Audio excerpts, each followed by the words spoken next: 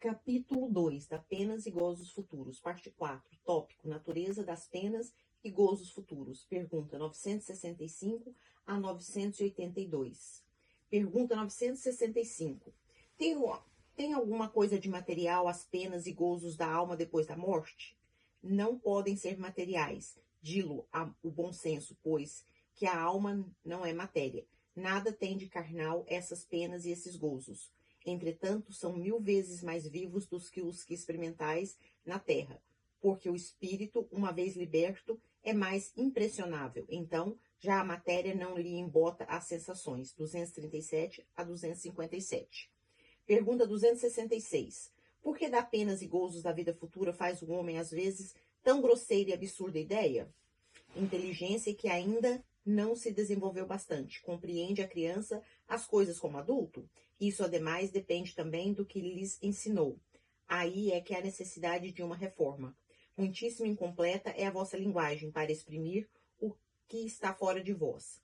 Teve então que recorrer às comparações e tomastes como realidade as imagens e figuras que serviram para suas comparações. À medida, porém, que o homem se instrui, melhor vai compreendendo o que sua linguagem não pode exprimir. Pergunta 967. Em que consiste a felicidade dos bons espíritos? Em conhecerem todas as coisas, em não sentirem ódio, nem ciúme, nem inveja, nem ambição, nem qualquer das paixões que ocasionam a desgraça dos homens. O homem que os une lhes é fonte de suprema felicidade.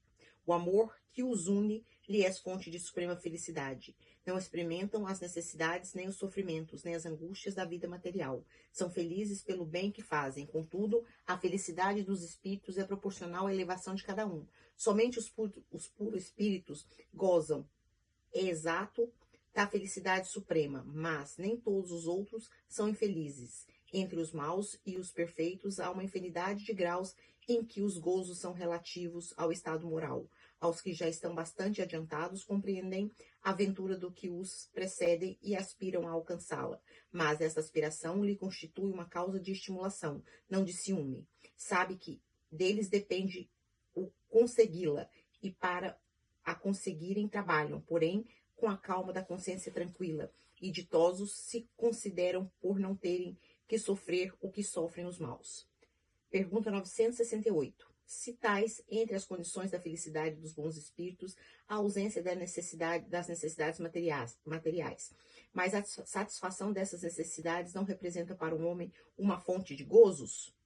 Sim, gozos do animal. Quando não podeis satisfazer a essa necessidade, passais por uma tortura. Pergunta 969. Que se deve entender quando é dito que os espíritos puros se acham reunidos no seio de Deus e ocupados em entoar louvores?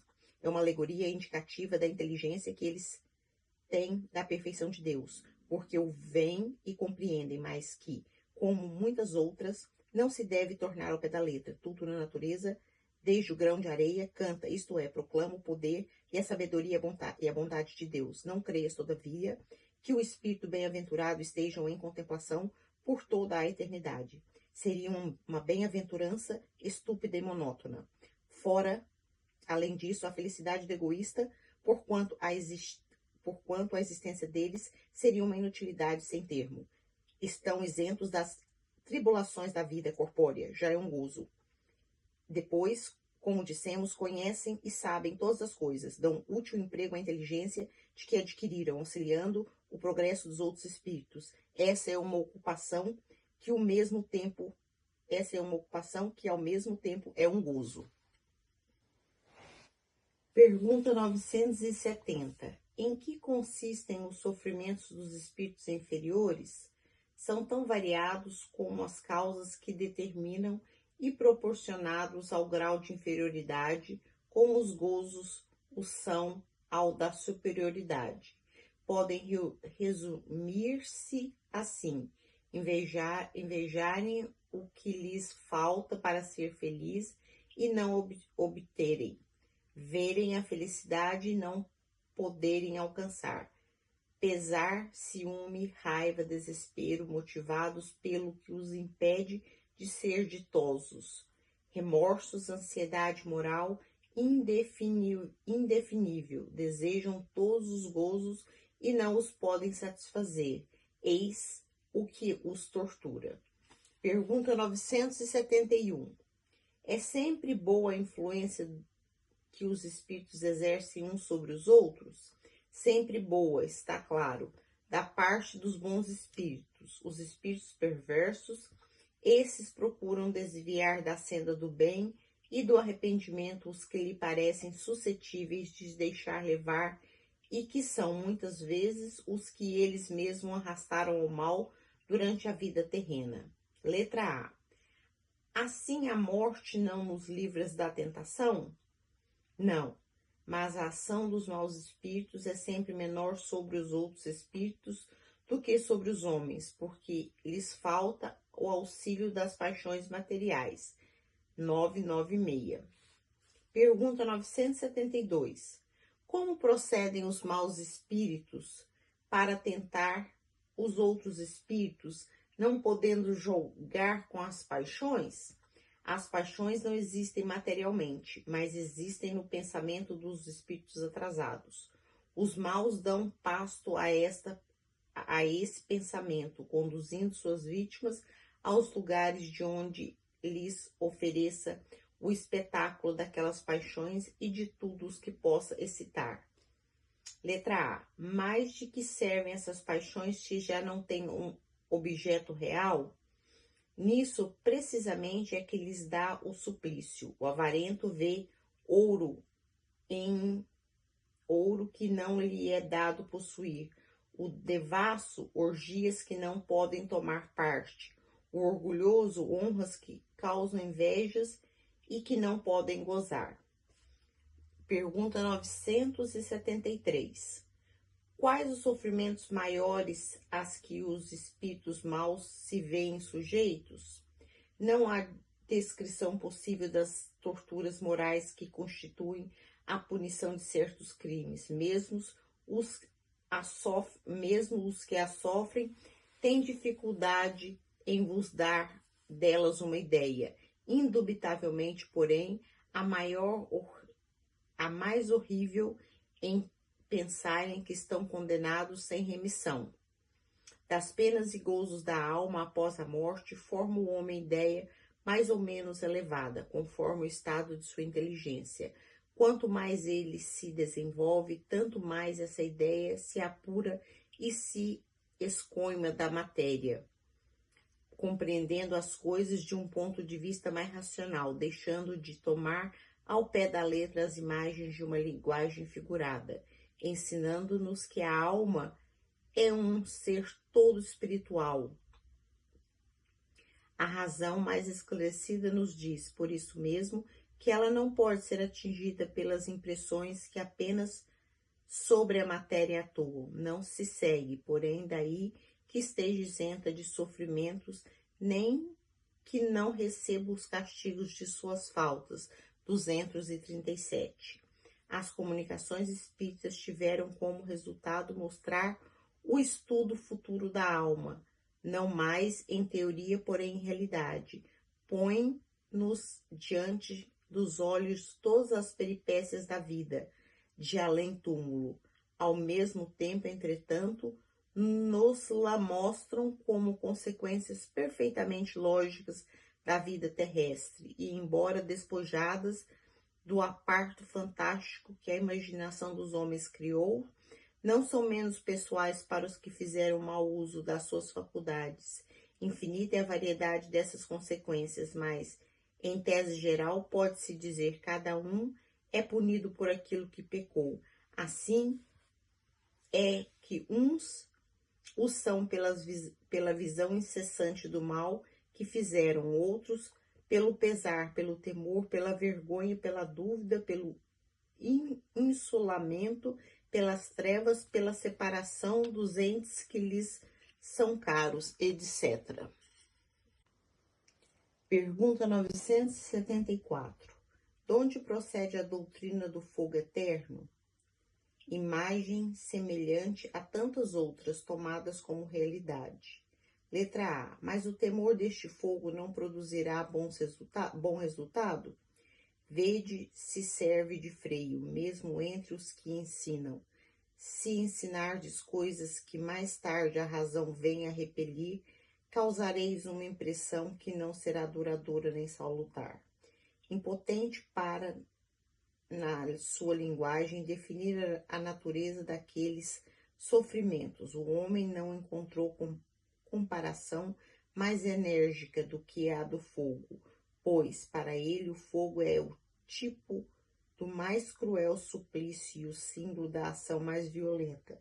Por isso é que a crença no fogo eterno data mais remota antiguidade, tendo-a os povos modernos herdado dos mais antigos. Por isso também é que o homem diz, em sua linguagem figurada, o fogo das paixões, abrasar de amor, de ciúmes, etc. Pergunta 975. Os espíritos inferiores compreendem a felicidade do justo? Sim, Sim, e isso lhes dá um suplício, porque compreendem que estão dela privados por sua culpa. Daí resulta que o espírito liberto da matéria aspira à nova vida corporal, pois que cada existência, se for bem empregada, abrevia um tanto a duração deste suplício, e então que procede à escolha das provas, por meio das quais possa expiar suas faltas, porque, ficai sabendo, o espírito sofre por todo o mal que praticou, ou que dele foi causa voluntária, por todo o bem que houvera podido fazer e não fez, e por todo o mal que decorrera de não haver feito o bem. Para o espírito errante, já não há véus, ele se acha como tendo saído de um nevoeiro e vê o que o distancia da felicidade, mas sofre então porque compreende quanto foi culpado, não tem mais ilusões, vê as coisas na sua realidade. Na erraticidade, o espírito descortina, de um lado, todas as suas existências passadas, de outro, futuro que lhe está prometido, e percebe o que falta para atingi-lo. E qual viajor que chega ao cume de uma montanha, vê o caminho que percorreu e o que lhes resta percorrer, a fim de chegar ao fim de sua jornada. Pergunta 976. O espetáculo dos sofrimentos dos espíritos inferiores não constitui para os bons uma causa de aflição, e neste caso que fica sendo a felicidade deles, se é assim turbada? Não constitui motivo de aflição, pois se sabem que o mal terá fim, auxiliam os outros a se melhorarem e lhes estendem a mão. Essa é a ocupação deles. Ocupação que lhes proporciona gozo quando são bem-sucedidos. Letra A. Isso se concebe da parte de espíritos estranhos ou indiferentes, mas o espetáculo das tristezas e dos sofrimentos daqueles a quem amaram na terra não lhes perturba a felicidade? Se não vissem esse sofrimento e que eles vos seriam estranhos depois da morte? Ora, a religião vos diz que as almas vos veem, mas eles consideram de outro ponto de vista os sofrimentos. Sabem que estes são úteis ao vosso progresso, se suportarem com resignação. Afligem-se, portanto, muito mais com a falta de ânimo que vos retarda do que com os sofrimentos considerados em si todos passageiros. Pergunta 977.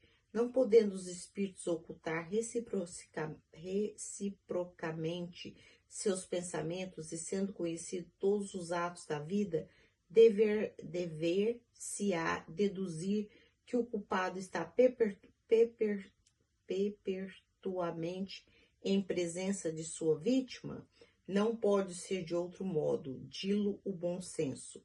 Letra A. Serão um castigo para o culpado estar essa divulgação de todos os nossos atos reprováveis e a presença constante dos quais dele foram vítimas? Maior do que se pensa, mas tão somente até que o culpado tenha expiado suas faltas, quer como espírito, quer como homem, em novas existências corpóreas. Quando nos achamos no mundo dos espíritos, estando patente todo o nosso passado, o bem e o mal que houvermos feito serão igualmente conhecidos. Em vão, aqueles que haja praticado mal tentará escapar ao olhar de suas vítimas. A presença inevitável destas lhe será um castigo e um remorso incessante, até que haja expiado seus erros, ao passado que o homem de bem, por toda parte, só encontrará olhares amigos e benevolentes. Para o mal, não há maior tormento na terra do que a presença de suas vítimas, razão pela qual se evita continuamente, que será quando, dissipada a ilusão das paixões, compreender o mal que fez, vir patenteados os seus atos mais secretos, desmascarada a sua hipocrisia, e não puder subtraí-la se a visão delas, enquanto a alma do homem perverso é presa da vergonha, do pesar e do remorso, o do justo goza perfeita serenidade. Pergunta 978. A lembrança das faltas que a alma, quando imperfeita, tenha cometido, não lhe turba a felicidade, mesmo depois de se haver purificado? Não, porque resgatou suas faltas e saiu vitoriosa das provas a que se submetera para este fim. Pergunta 979. Não serão para a alma causa de penosa apreensão que lhes altera a felicidade as provas porque ainda tenho de passar para acabar a sua purificação? Para a alma ainda maculada são. Daí vem que ela não pode gozar da felicidade perfeita, senão quando esteja completamente pura. Para aquela, porém, que já se elevou, nada tem de penoso em pensar nas provas que ainda haja de sofrer. Goza da felicidade, a alma que chegou a um certo grau de pureza. Domina-a um sentimento de grata satisfação. Sente-se feliz por tudo o que vê, por tudo o que a cerca. Levanta-se o véu que encobria os mistérios e a maravilha da criação e as purificações divinas em todo o esplendor que lhe aparecem. Pergunta 980. O laço da simpatia que une os espíritos da mesma ordem constitui para eles uma fonte de felicidade? Os espíritos entre os quais há recíproca simpatia para o bem encontram na sua união um dos maiores gozos, visto que não receiam vê-la turbada pelo egoísmo. Formam no mundo inteiramente espiritual famílias pela identidade de sentimentos, consistindo nisso a felicidade espiritual. Do mesmo modo que no vosso mundo vos grupais em categorias e experimentais certos prazeres quando vos achais reunidos, na afeição pura e sincera que cada um vota ao outro e de que é por sua vez objeto.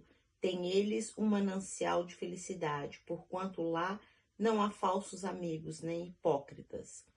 Das primícias dessa felicidade goza o homem na terra, quando se lhes deparam almas com as quais pode confundir-se numa união pura e santa, em uma vida mais purificada, inefável e ilimitado será este gozo, pois aí ele encontrará almas simpáticas, que o egoísmo não tornará frias, porque na natureza tudo é amor, o egoísmo é o que mata. Pergunta 981. Com relação ao estado futuro do espírito, haverá diferença entre um que em vida teme a morte e outro que a encara com indiferença e mesmo com alegria? Muito grande pode ser a indiferença, entretanto, apaga-se com frequência em face das causas determinantes deste temor ou desse desejo.